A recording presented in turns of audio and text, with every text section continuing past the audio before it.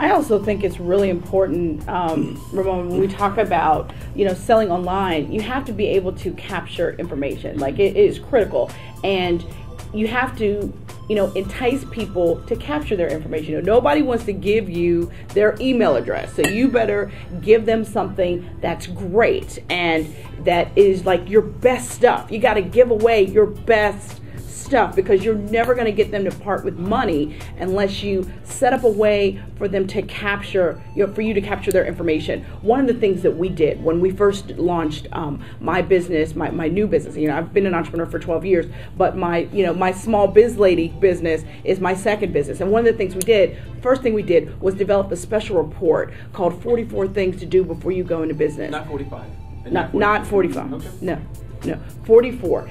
And basically, we gave it away for free. And that started the ball rolling for me to develop an email marketing list. And really, if you don't have a professional website and an email marketing list, it kind of doesn't matter what you do in social media, because you got nowhere to send them and you don't have any way to convert them once you get the information. And the other thing too is there's this mystique about social media and how you use it. My favorite thing to do with social media, even though I am a Twitter diva, right? My favorite thing to do is get somebody from Twitter on the phone. I use Twitter to engage people and get their interest. But if I see them, that's actually how Ramon and I even met. If I see somebody, really doing it, killing it, I'm like, I want to talk to them. So I engage you. I want you to be my little friend on Twitter, but I want to talk to you, because real people do business with people they like and people they know. And at the end of the day, Twitter is a great way to generate leads, but you have to convert, and you have to convert all kinds of ways. When you go to my site, I got 7 different ways I can capture your information.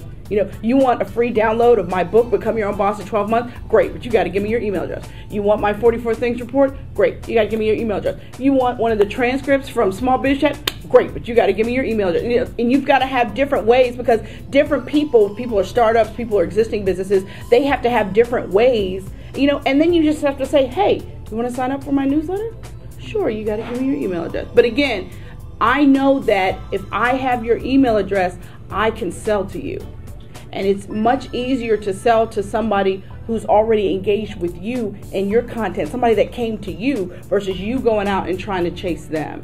So that would be, think about your signature content and how you're going to package it in a way that somebody's willing to give you their most precious asset, their email address.